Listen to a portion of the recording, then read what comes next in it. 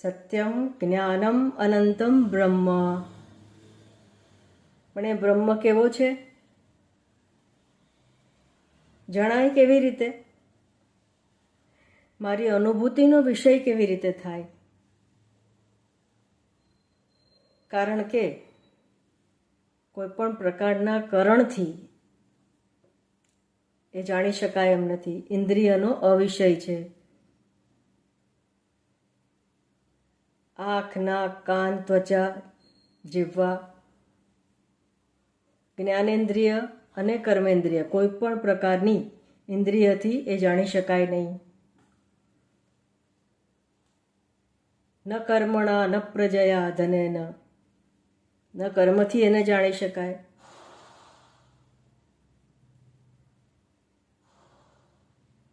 મનથી પણ એ જાણી શકાય એવો નથી. વાણી પણ ત્યાં નથી પહોંચી શકતી. તો પછી અને જાણવો કેવી રીતે?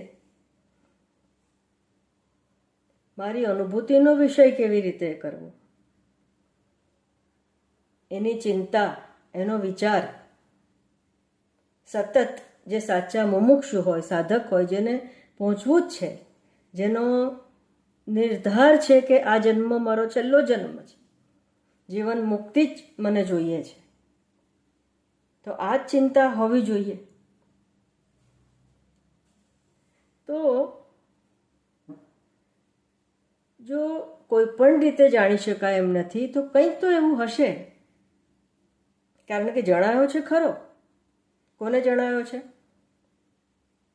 ક્ષત્રિય બ્રહ્મનિષ્ઠ જે છે, જે જીવન મુક્ત છે, જ્ઞાની છે, એને જણાયો તો છે જ. તો આપણને કેવી રીતે જણાય? જો બ્રહ્મનિષ્ઠને, જ્ઞાનીને આ જણાયો હોય, એનો અર્થ એ થયો કે કંઈક એવું છે, ઈશ્વરે કંઈક એવું આપ્યું છે જેનાથી એ જાણી શકાશે. અને એની વ્યાખ્યા, એનો નિર્દેશ, એની હિન્ટ ઉપનિષદમાં પોતે જ આપી દીધી છે.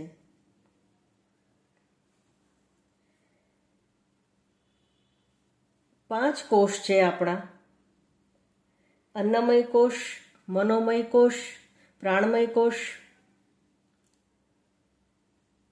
વિજ્ઞાનમય કોષ અને આનંદમય કોષ. તો જે અન્નમય, પ્રાણમય અને મનોમય કોષ જે છે, અન્નમય કોષમાં આ પંચભૂતનું શરીર આવી ગયું. પંચભૂતાત્મક આ શરીરનો સંઘાત આવી ગયો.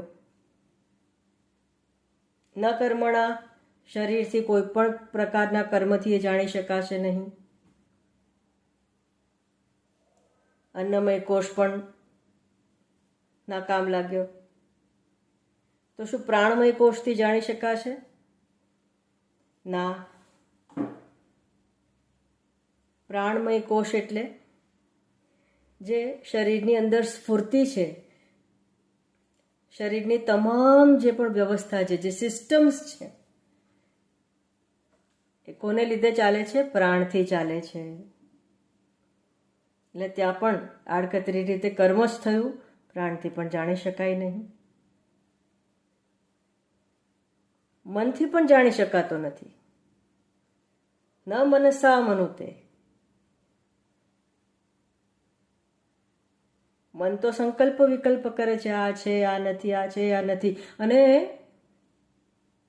ખૂબ જરૂરી વાત એ છે જેના ઉપર આપણે ધ્યાન નથી આપ્યું કે વિચાર આવી ગયા પછી ખબર પડે છે કે આ વિચાર આવ્યો, તો તમે નથી કર્યો આ વિચાર. ઘણા બધા સાધકો, શિષ્યો પ્રશ્ન કરે કે આ મન શું છે, જાણી શકાતું નથી, અંદર શું છે? તો મન એટલે તમે બેસો છો અને શબ્દ, સ્પર્શ, રૂપ, રસ, ગંધ આદિ જે પણ વિષયો છે એનો વિચાર તમને જ્યારે આવી જાય છે, તમે નથી કરતા પણ જે આવ્યા કરે છે, પાછળ બેકગ્રાઉન્ડમાં ચાલ્યા કરે છે, એ મન.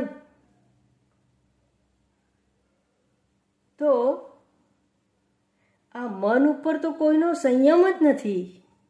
તો આ અસંયમિત મનથી એ પરમાત્મા કઈ રીતે પ્રાપ્ત કરી શકાય? અને શ્રીમદ ભગવદ્ ગીતામાં તો કહ્યું છે, પ્રજહાતિ યદા કામાન સર્વાન પાર્થ મનોગતાન. મનની અંદર શું રહી છે? વાસનાઓ રહી છે.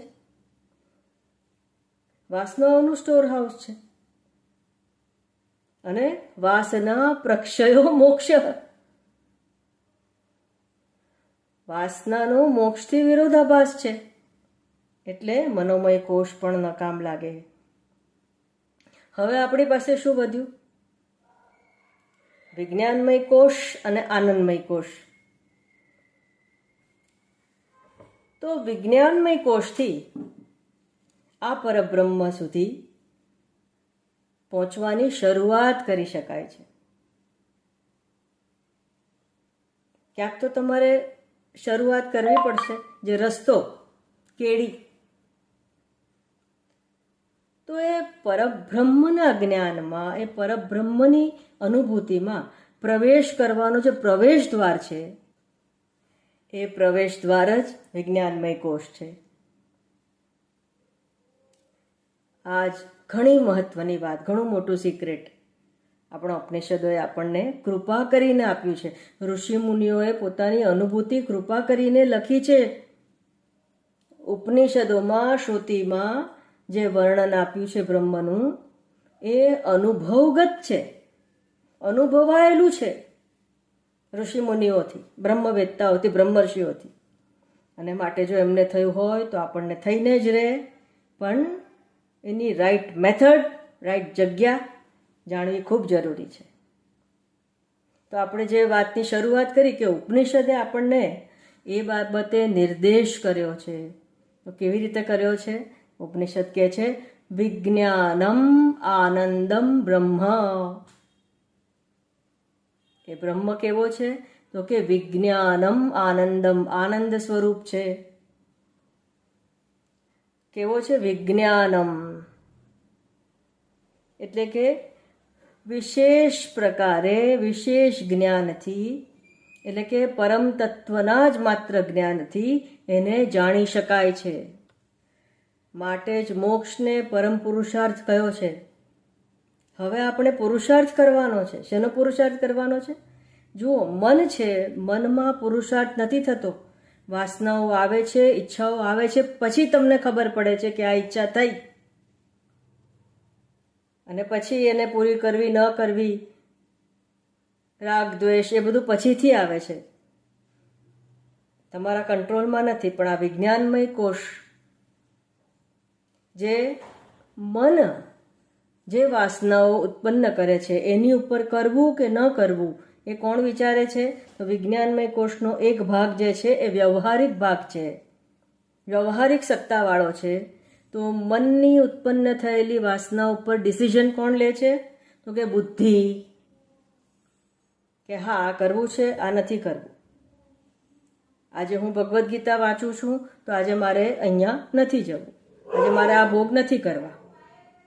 તો એ બુદ્ધિ નક્કી કરે છે. તો આ વ્યવહારિક સત્ય.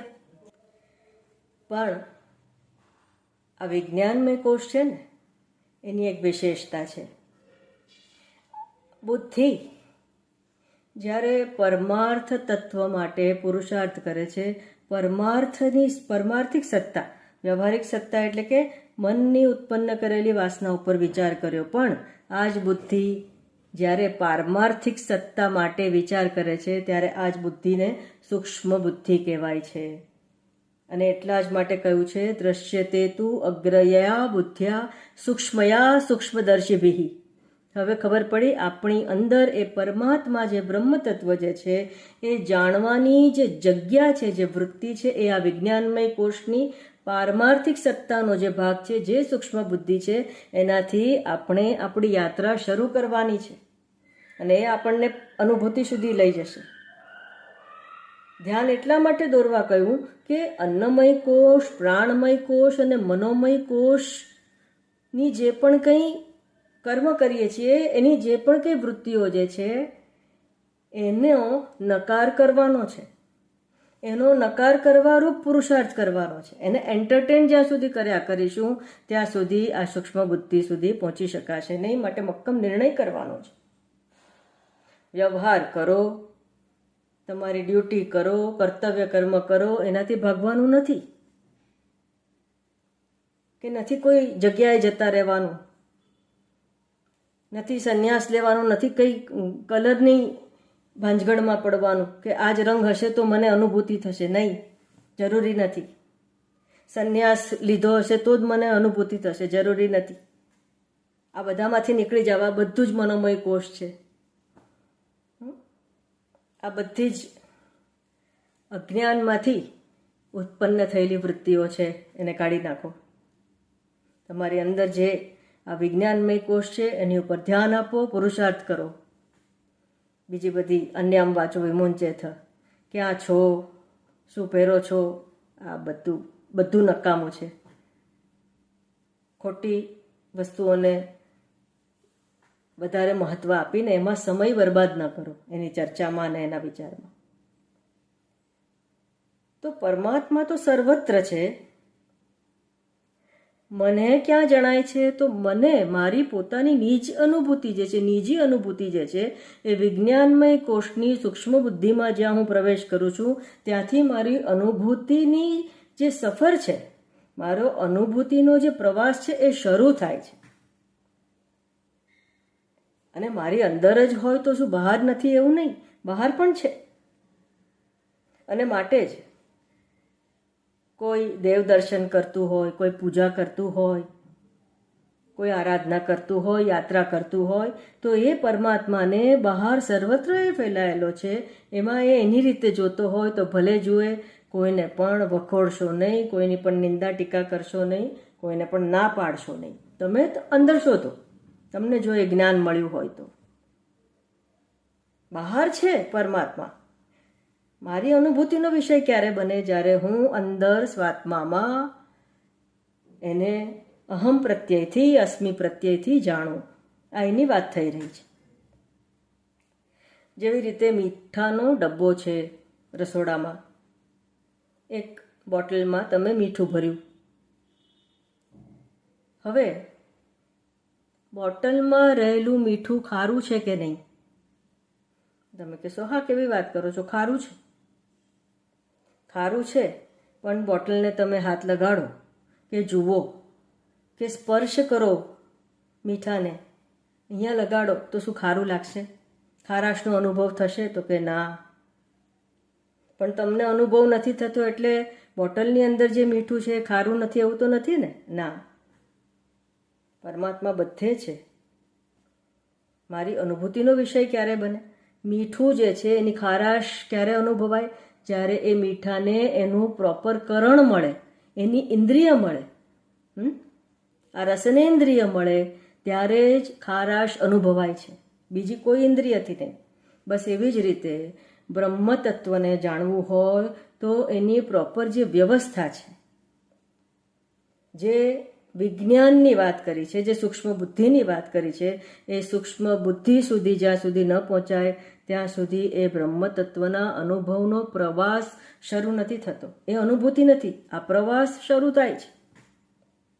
કારણ કે જ્યાં સુધી હું જાણનાર અને કંઈક જાણવાવાળું મારી બહાર છે ત્યાં સુધી દ્વૈત રહે છે, અને જ્યાં સુધી દ્વૈત રહે છે ત્યાં સુધી અનુભૂતિ નથી થતી.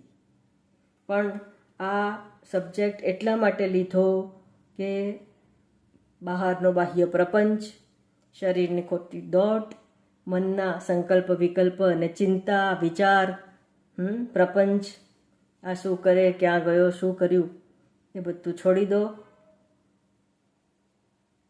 પરમ પુરુષાર્થ, 100% પુરુષાર્થ જ્યાં સુધી સૂક્ષ્મ બુદ્ધિથી કરશો નહીં ત્યાં સુધી એ નહીં મળે.